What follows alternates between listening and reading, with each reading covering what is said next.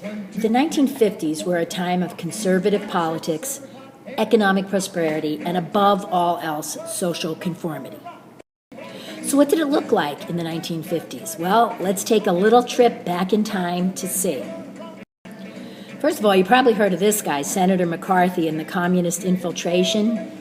Back then, Senator McCarthy felt that we were at great risk of communism, and he felt that there were people in the United States, Americans even, who were trying to corrupt America and bring communism to the people.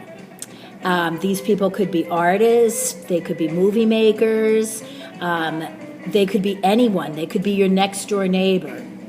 In fact, I remember one of our teachers in school telling us that the communists were going to infiltrate America, and the way they were going to do it was through our rock and roll music. For most Americans, the post-war era was a time of material prosperity. Manhattan was a fabulous display of electric lights, and everywhere there was unembarrassed wealth, expensive Fifth Avenue apartments, Sutton Place apartments, doormen, expensive stores. What do you think the most desirable car was back then? Do you have grandparents? Ask them. That's right. If you said Cadillac, you're right. Back then, that was the most desirable car that you could get. There weren't a lot of fancy, prestigious cars the way there are now. Cadillac was the best. Ever hear of Levittowns? They sprang out throughout the USA. William Levitt converted a potato field into prefabricated suburban communities. Why do you think the suburbs were so important back then?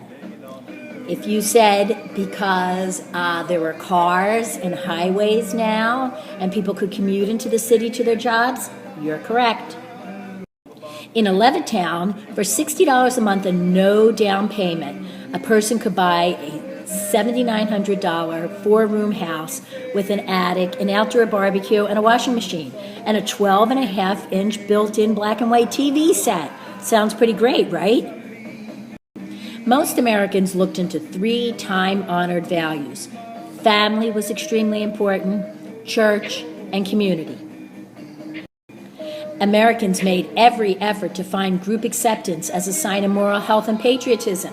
In a booming economy, corporate America had jobs for those men willing to don gray flannel suits, and wives were offered the rewards of glittering new homes and kitchens filled with the latest appliances. From a historical context, it's important to note that there was another darker side to the 1950s that belies that easy formula of conservatism, prosperity, and conformity. Drug use was big, and mill towns were the 1950s tranquilizer of choice for an astonishing number of people.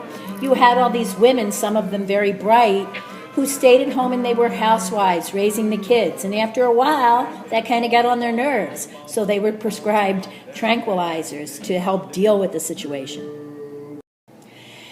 As such, Catcher in the Rye, Salinger's mixture of bright talk and brittle manners, religious quest, and nervous breakdown, captured not only the perennial confusion of adolescence, but also the spiritual discomforts of an entire age.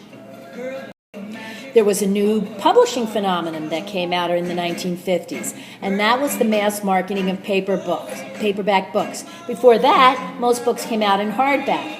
Catcher in the Rye began its life as a midsummer selection of the Book of the Month Club, and everybody belonged to the Book of the Month Club.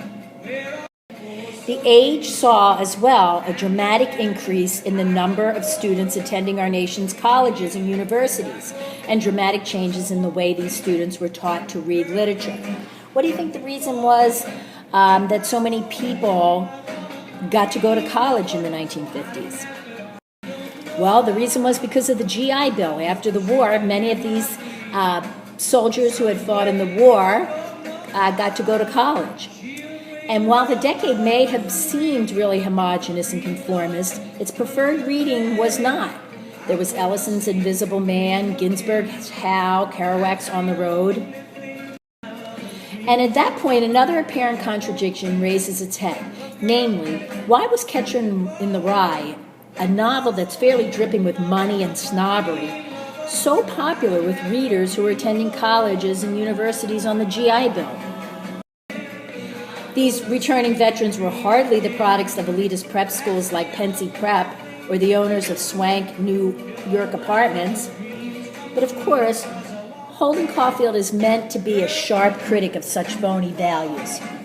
And his desperate search for a more authentic, more spiritual alternative linked him with other post-war rebels, despite his leather Gladstone suitcase and his fattened wallet. And this is a Gladstone suitcase, by the way. It was kind of the Louis Vuitton suitcase of the time. Besides literary rebellion, there was rebellion on the screen. Rebel Without a Cause was one of the most popular movies with James Dean. In short, Catcher in the Rye is yet another instance of ways in which great literature can be, at one and the same time, very culturally specific, yet universal. For example, most prep schools are no longer exclusively male, and Cadillacs have only recently reemerged as the status symbols they once were in the 1950s. Still, readers have no difficulty understanding that prep schools, whether all male or co-ed, are still worlds apart, socially and economically, from public schools. Central Park's undergone a huge change since Catcher in the Rye's publication. It's not quite the family place it used to be. In fact, you probably wouldn't go into Central Park at night for any reason. Domesticity was not only attractive, but it was downright desirable. Thus, the decade was marked by plummeting divorce rates and a significant rise in births, by a sense that men were in the boardroom and women were home in those appliance-filled kitchens. And what president in Washington was smiling benignly on it all? Who knows? If you said Eisenhower, you were right. On the other hand, novels like Catcher in the Rye suggest that all was not well, that the decade's very conservatism, its newfound prosperity, and most especially its heavy pressures to conform, took an enormous toll. So in this sense, Holden Caulfield was an emblem of the decade's spiritual restlessness and capacity for rebellion. Holden is, after all, as much the victim of his confused adolescence as he is of larger, more adult social forces. Much that we associate with the 1950s has formed him and continues to filter through him, including attitudes about sexuality and materialism and respectability. At the same time, Holden offers himself up as sacrifice and savior to an age that was often so phony, so smug, so self-satisfied, it would not have even recognized the charge of conformity that we levy against it now. Perhaps more than any other contemporary American novel, Catcher in the Rye jolted readers out of the world in which literature was pronounced literature, and one was expected to treat writers such as Charles Dickens with due respect, if not worshipful reverence.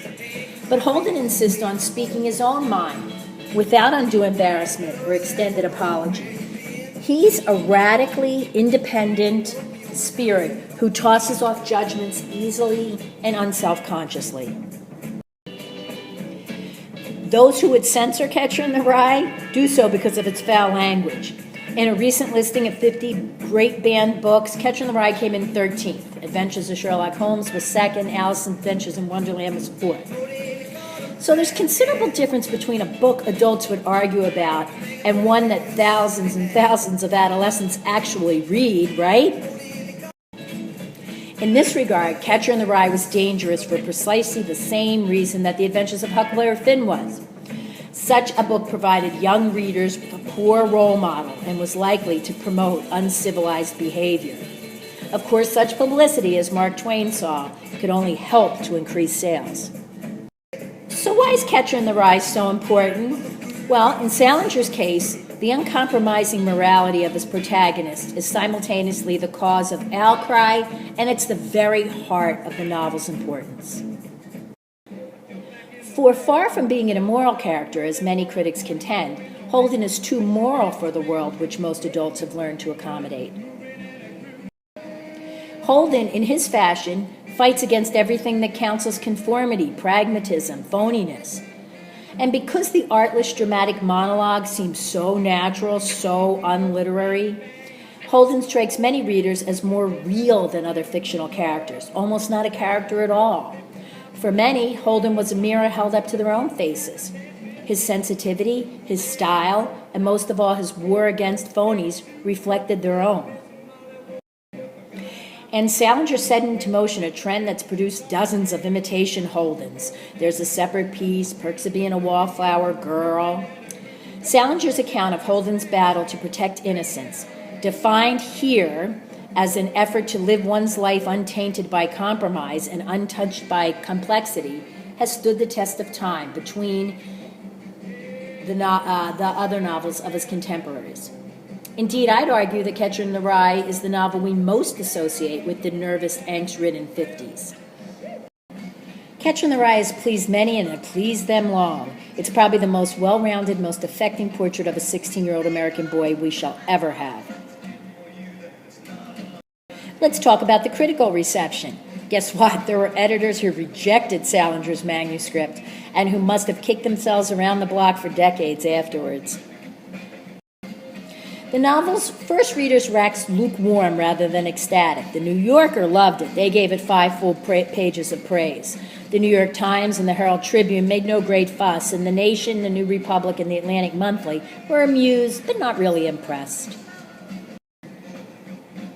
Catcher in the Rye is a pretty great book, and I know you're all anxious to read it or anxious to discuss it if you've already read it.